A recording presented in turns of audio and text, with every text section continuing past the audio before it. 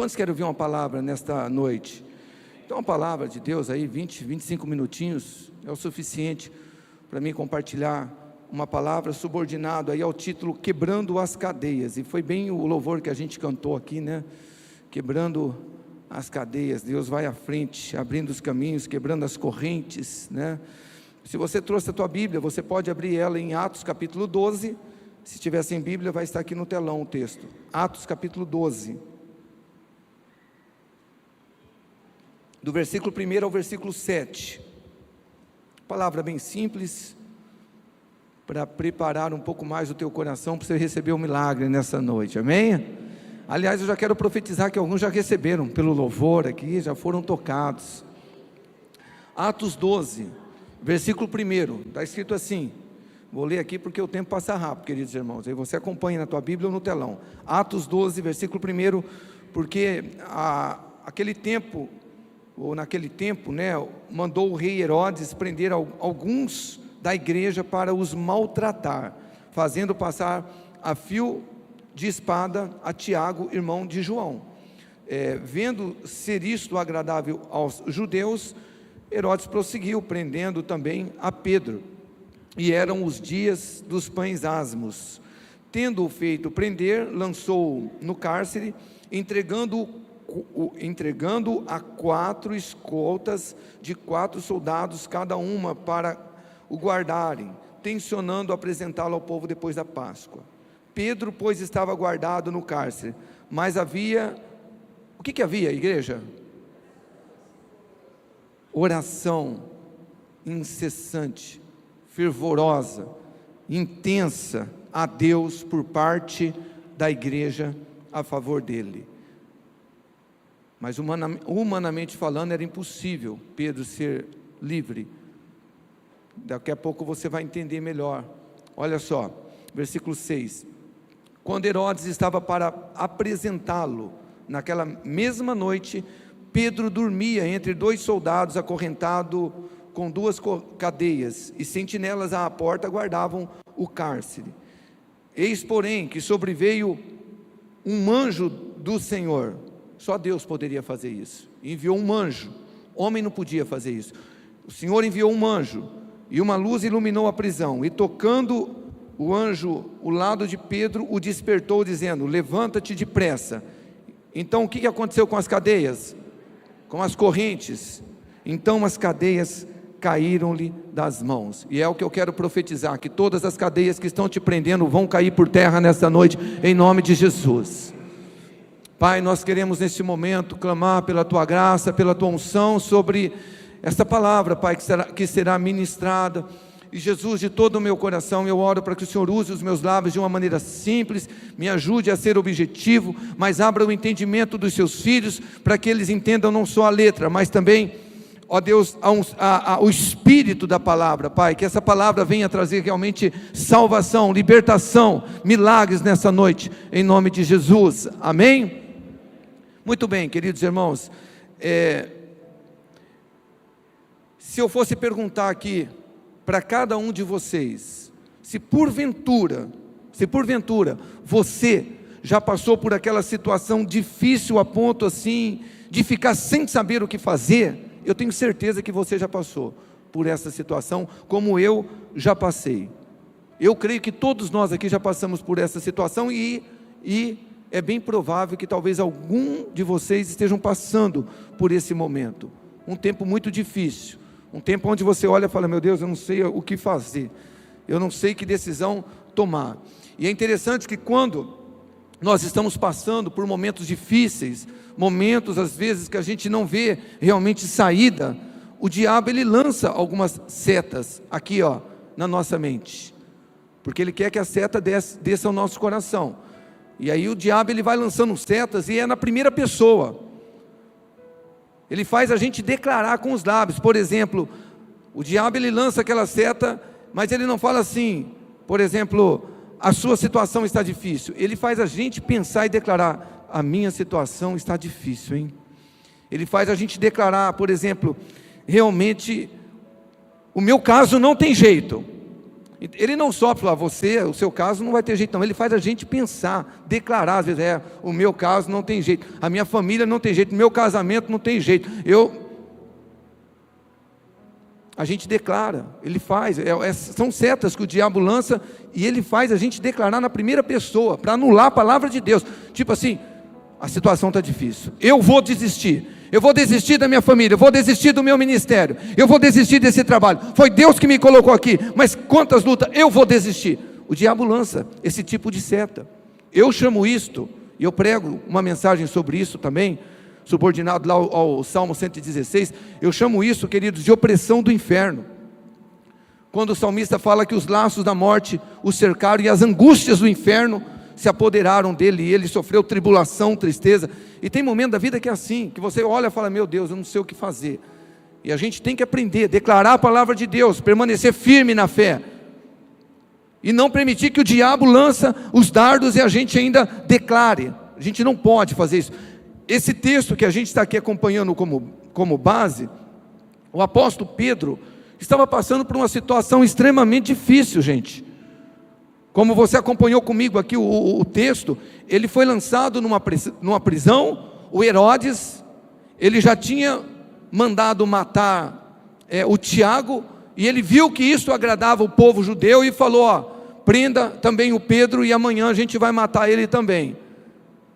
Então olha a situação do camarada, nós lemos aqui o texto, ele estava preso, ele foi lançado num cárcere, ele foi entregue a 4 escoltas de 4 soldados cada. Olha só, quanta gente cuidando ali de Pedro, porque no outro dia ele iria ser apresentado para ser morto, e diz a Bíblia que ele estava preso por cadeias. Agora veja bem, a gente olha para uma situação desta, humanamente falando era impossível, não tinha o que fazer, mas para Deus sempre tem uma solução, aleluia.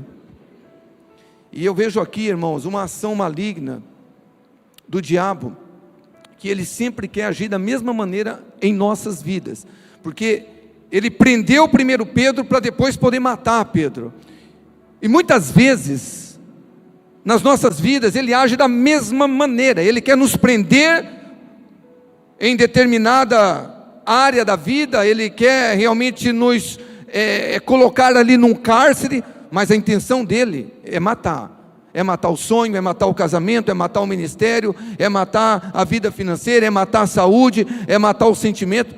Esse é o propósito. E a pergunta é, pastor, e o que a gente faz numa situação como esta, quando a gente está, parece que preso por cadeias, por correntes, e a gente está, assim como você falou aí, sem saber o que fazer? Irmãos, o texto, simples, mas eu enxergo 2 coisas que nós podemos fazer, quando nós estamos vivendo um tempo difícil e parece que estamos presos por cadeias. A primeira coisa que nós podemos fazer é orar, é fazer uma oração, mas não é só fazer uma oração, é entrar no reino espiritual lutando em oração, porque se as cadeias são espirituais, precisamos entender que só no mundo espiritual que vamos conseguir a vitória, e nós entramos como? No mundo espiritual. Paulo escreve aos Coríntios dizendo que as armas da nossa milícia, elas não são carnais, mas sim poderosas em Deus para destruir as fortalezas. E a arma mais poderosa que o cristão tem é oração. Oração. Nós lemos no versículo 5, Pedro, pois estava guardado no cárcere, e muito bem guardado.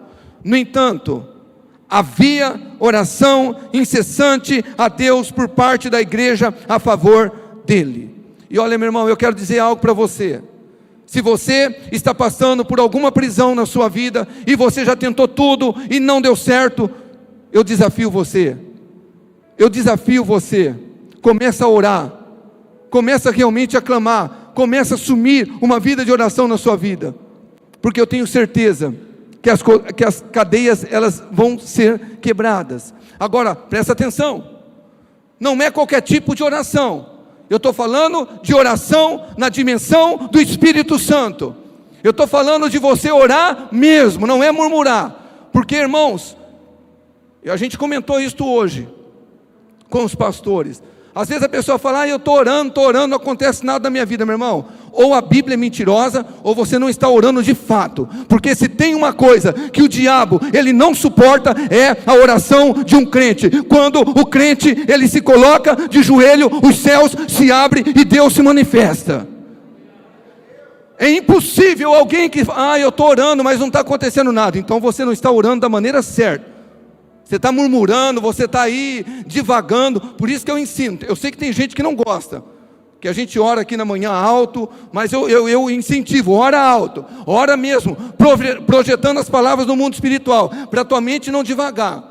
Porque a gente não está aqui para observar ninguém orar, mas às vezes eu vejo as pessoas orando assim, o tempo, orar, meu irmão, é orar. Orar é você realmente bombardear os céus com palavras de vida, de vitória. Porque aqui, Pedro estava numa situação complicadíssima. Só Deus poderia mudar a situação desse homem. Tinha certeza que ele estava como Paulo e Silas lá no capítulo 16 de Atos, orando também. Mas a igreja estava orando por ele. E irmãos, deixa eu dizer algo para você. O que diferencia um cristão de qualquer religião, inclusive da evangélica, é o nosso relacionamento com Deus. É o contato que nós podemos ter com Deus, é a intimidade que nós podemos ter com Deus através da oração. Deus pode falar comigo e com você de muitas maneiras, só que só tem uma maneira de nós falarmos com Deus, e é através da oração. É orando, mas orando de verdade. É orando para você sentir os céus abertos sobre a sua vida. Em Daniel, a gente vê no livro de Daniel o quanto esse homem, ele orava. Você lê em Daniel 6, no versículo 10, 3 vezes ao dia, Daniel se punha a orar, a clamar a Deus.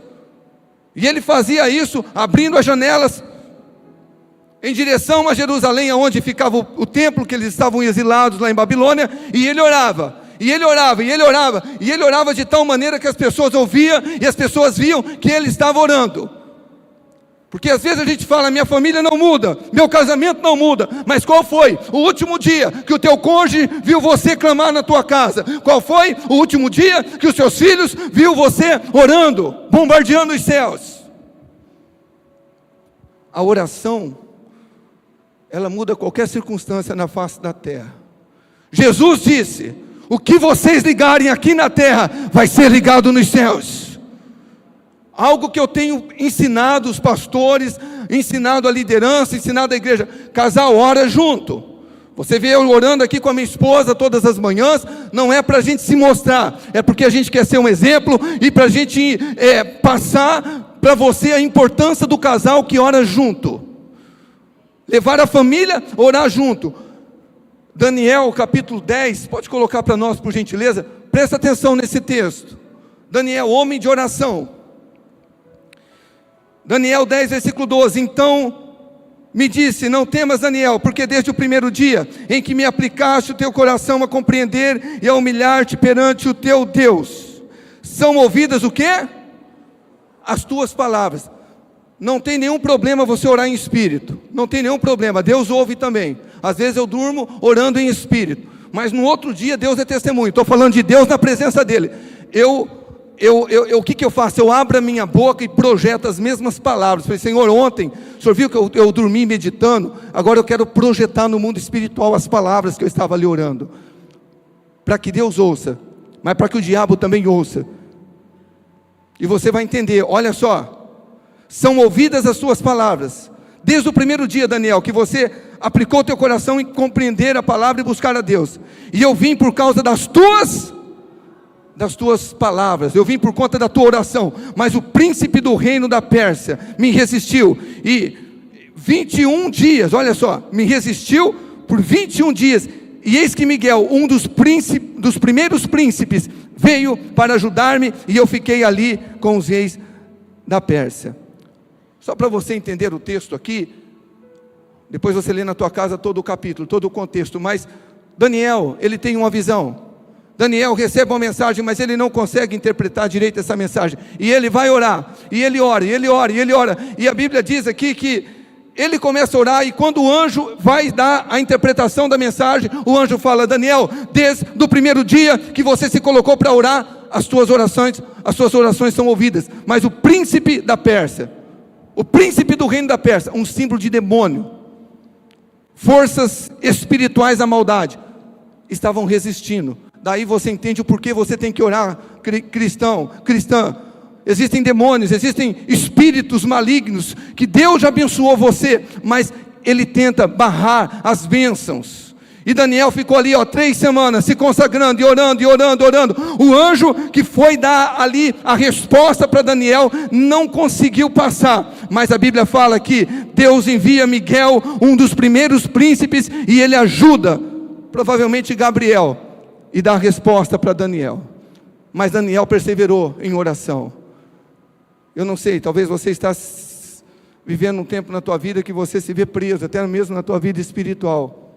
E a minha pergunta é: o que você tem feito para se livrar dessa cadeia? Você tem orado, você tem jejuado? Em Efésios 6,12 está escrito que a nossa luta não é contra a carne, não é contra o sangue, é contra principado, é contra a potestade, é contra os poderes das trevas no mundo espirituais. Pedro estava preso, humanamente falando, impossível de ser liberto, mas tinha gente que orava por ele, e eu tenho certeza que ele também estava orando. Em Efésios, no capítulo 1, no versículo 3, está escrito: bendito seja o Deus e Pai de nosso Senhor Jesus Cristo, que nos abençoou com todas as bênçãos espirituais nas regiões celestes em Cristo. Você entende o que você está lendo, irmão, irmã? Paulo está escrevendo, inspirado pelo Espírito, para nós, para a igreja, e ele diz aqui no texto: bendito seja o Deus e Pai de nosso Senhor Jesus Cristo, que já nos abençoou com todas as sortes de bênção. Você já é abençoado. E onde estão as bênçãos? Está aqui, nas regiões celestes. E por isso que nós temos que entrar no mundo espiritual, meu irmão. Eu digo que o cristão é bem diferente do que uma pessoa que não teve a revelação do Evangelho, que às vezes faz as falcatruas dele lá fora para conseguir. Nós, como cristãos, homens e mulheres tementes a Deus, nós precisamos vencer no mundo físico, e precisamos vencer no mundo espiritual. Precisamos orar, precisamos clamar. Quantas bênçãos eu fico imaginando que Jesus tem para a minha vida, para a sua vida. Aonde estão? Estão em Cristo Jesus, lá nas regiões celestes. E o que a gente tem que fazer? A gente tem que orar, a gente tem que jejuar, a gente tem que clamar. Em Lucas, eu li esses dias esse texto aqui, eu fiquei apaixonado. Parece que eu nunca tinha lido antes. Lucas capítulo 3, não sei, passei, né? Olha só, Lucas 3, 21. Aleluia. Quando todo o povo estava sendo batizado, também Jesus o foi. Jesus, homem Deus, Deus homem, 100% natureza divina, mas 100% a natureza humana. Todos foram batizados, Jesus também foi como exemplo. Ele não tinha pecado, ele não precisava, mas como exemplo. Agora, olha só. Enquanto ele estava o quê? Ajuda eu, por favor. Falta 10 minutos para nós terminarmos. Enquanto ele estava, o que aconteceu? Aleluia. Você não tem noção, meu irmão, o que acontece no mundo espiritual quando você ora. Quando você coloca os teus joelhos no chão, quando você projeta as palavras no mundo espiritual, sabe o que acontece? Os céus se abrem também. Os céus se abrem. Pastor, os céus parecem que estão de bronze na minha vida. Então ora, meu irmão, bombardeie os céus, como diz Jeremias: clama a mim e responder-te-ei, anunciar-te-ei coisas grandes e profundas que vocês não sabem. E quando é que isso é anunciado? Quando é que as bênçãos são derramadas? Quando você clama, os céus se abrem. Quando você ora, e ora de verdade, e ora intensamente, e ora profundamente. Aleluia.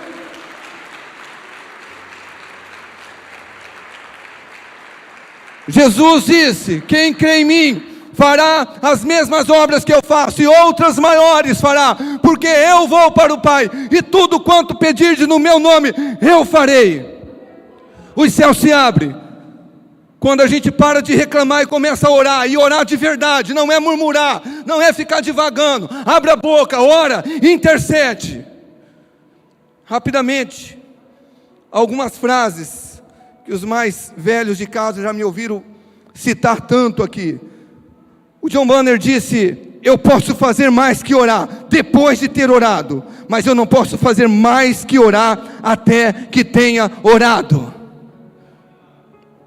Olha só, quando agimos, colhemos os frutos do nosso trabalho, mas quando oramos, colhemos os frutos do trabalho de Deus. Aleluia, aleluia, aleluia. Irmãos, nós temos vivido isso nesse ministério. Aleluia. O Hudson Taylor, ele disse: quando trabalhamos, nós trabalhamos, mas quando nós oramos, Deus trabalha por nós. Aleluia.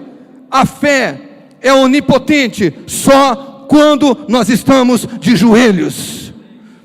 John Wesley, eu amo essa frase do John Wesley, e eu sei que não são todos que acreditam assim, mas eu creio no que John Wesley disse: Deus nada faz a não ser em resposta das nossas orações.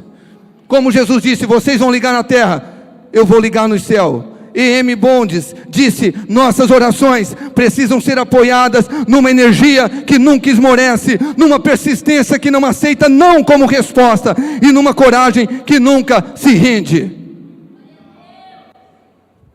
Desculpa a minha franqueza, mas se você diz que é um homem ou uma mulher de oração e nada acontece na tua vida, no teu casamento, alguma coisa está errada, meu querido.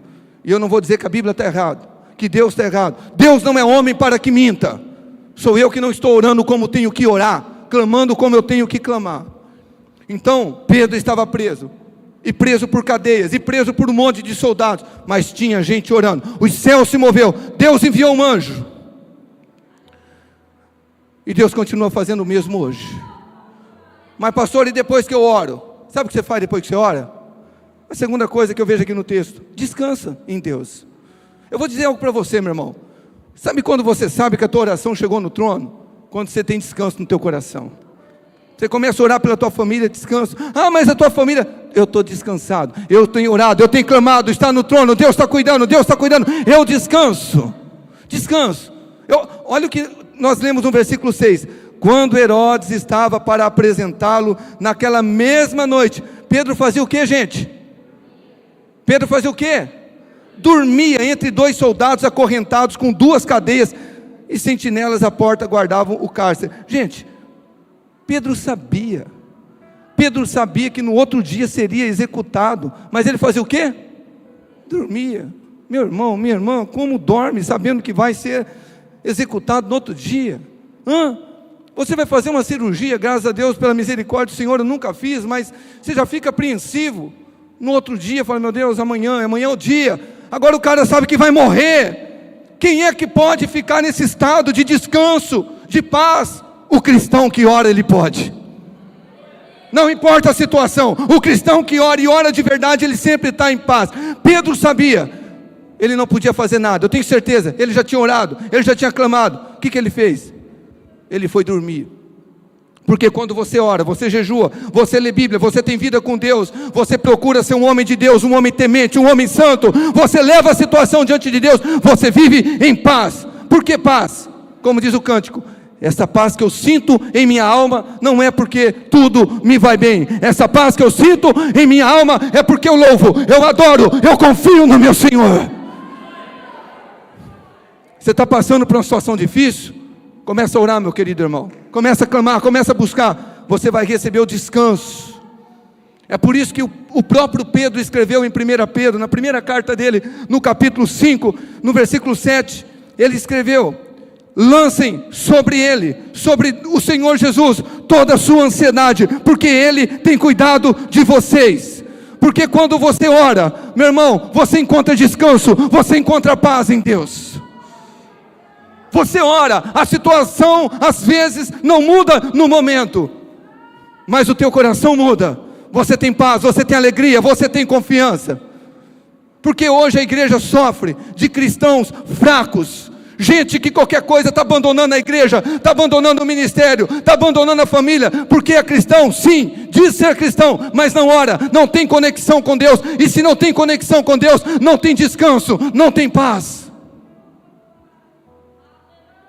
As correntes elas quebram quando a gente tem vida com Deus, de oração, sério. É por isso que essa igreja nasceu debaixo de oração, ela vive debaixo de oração. Eu aprendi, irmãos, que todo grande avivamento que houve na história da igreja veio através da oração. Enquanto continuou orando, continuou o avivamento. Acabou a oração, acabou o avivamento. Na nossa vida é assim. Um irmão precioso, não vou citar nome, que fala: pastor, eu tenho que estar aqui toda manhã, eu preciso, e eu falei para minha esposa: eu também sou assim. Você sabe por que eu oro um pouquinho a mais? Não é porque eu sou mais santo do que você, não é porque eu sou mais puro do que você, talvez eu sou mais pecador do que você. Eu oro porque eu dependo dele, é por ele que eu vivo, é por ele que eu movo. Ele é a minha vida. Eu preciso estar aqui, pastor, todo dia. Eu também preciso, por isso que eu estou aqui, porque eu sou fraco. Mas quando nós estamos nele, meu querido irmão, é diferente. Eu quero encerrar aqui, Filipenses 4:6, aleluia, Filipenses 4:6, na NVI: não andem ansiosos por coisa alguma. Paulo está dizendo para nós, igreja, não andem ansiosos por coisa alguma. Jesus lá em Mateus 6, ele falou isso também. Mas em tudo, pela oração e súplicas, com ação de graças, apresentem seus pedidos a Deus. E olha a promessa: e a paz de Deus, que excede todo entendimento, guardará o coração e a mente de vocês em Cristo Jesus. Quando você ora, você confia. Quando você ora, meu irmão, você tem descanso. Quando você ora, você tem paz. Pastor, eu oro, mas eu estou cheio de perturbação na minha alma. Está errado, meu irmão. Olha, você tem que entrar nos lugares celestiais e orar intensamente na dimensão do Espírito. Pastor, eu não sei orar. Eu também não sei, mas a Bíblia fala lá em Romanos 8, da mesma maneira, nós não sabemos o que havemos de pedir como convém, mas o Espírito Santo, ele intercede por nós com gemidos inexprimíveis. Significa dizer que se você orar, o Espírito vai te ajudar, e ele vai cumprir a promessa de paz e descanso para você.